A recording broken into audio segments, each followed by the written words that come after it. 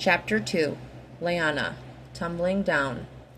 Sebastian came storming into the kitchen just a minute after I did, and I noticed that his shirt was stained from the plate of spaghetti I'd thrown at him.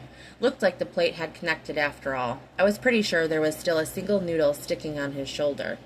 Layana, what the... He didn't get much more than that out because I was ready for him. I already had the prime rib roast held in both hands over my head, and the second I saw his face, I launched it right at his head. It's hard to throw a 6-pound roast with accuracy, and although I missed his head, I hit a perfect bullseye on his chest. It might not have been as satisfying as his handsome face, but I'd take it. Layana, stop, he said, but I just grabbed the smashed potatoes, one after the other, and kept up a steady barrage, throwing them at him. He batted them away as he advanced on me, and when I ran out of those, I started throwing the little lava cakes. All the OxyClean in the world wasn't going to be able to save his dress shirt. Enough, he said, taking a hold of my wrist, but I managed to smash the last lava cake in his face with my unsecured hand. Damn it, that's enough.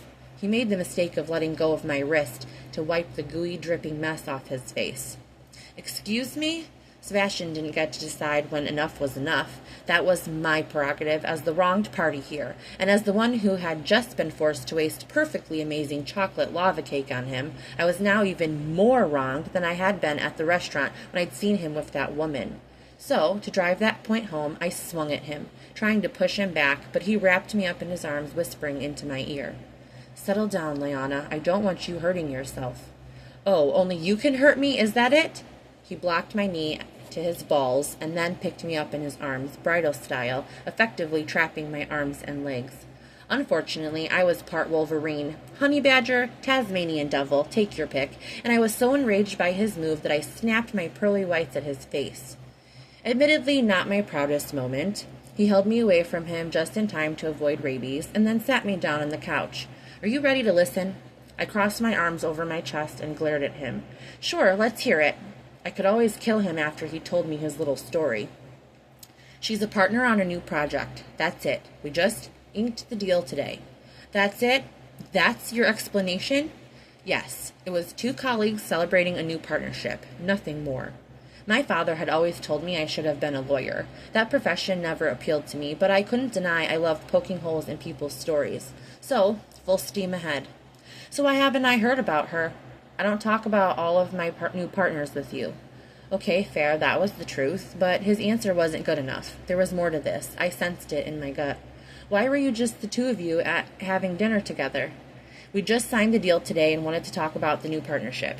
Do you have dinner with all your new partners one-on-one? Drink wine with them in an intimate setting to discuss the new partnership? Discussions that would be more appropriate in an office setting during normal work hours? The first crack in the wall. Sebastian looked like he realized he might have made a mistake. A huge fucking mistake. No. Then why were you having dinner with her? Why have dinner with a woman by yourself like that? Why not invite me to celebrate with you? Invite her husband? She's single, and I didn't think... No, you sure as hell didn't think. So, she's single? We'll come back to her marital status and why you weren't thinking. Why weren't you answering my texts or calls? I saw something I didn't like in his face. I thought it'd be rude to answer while... You thought it'd be rude to ignore this other woman you're whining and dining to take a call from your wife? Layana, fuck. You're making this sound like more than it is. Really? I'm the bad guy here when my husband is the one who was out with another woman on our anniversary and decided she was more important than I was and ignored my calls and texts? Is that really how you're going to spin it, Sebastian? I shouldn't have ignored your calls. I'm sorry. No, you shouldn't have been having dinner with another woman, Sebastian. You should not have been toasting new beginnings with her. You should not have been with a woman who smiles at you seductively and makes dirty insinuations about you no longer resisting her. She's been after me for a while to combine forces. That's what she was referring to. That's all. So you say, but I'm a woman, and there was a lot more than that being conveyed, and you were going right along with it. So how long have you known her? A year. A year? You looked pretty comfortable for having resisted her for so long. Is this the first time you shared a one-on-one meal with her? And there it was, the second crack in the wall. No. Please give me more. Have you had lunches with her? Yes. I leaned toward him. Sebastian, if getting information from you continues to be like pulling teeth, I'm actually going to start pulling teeth. How many lunches? 5 or 6. And dinners? The third crack was appearing.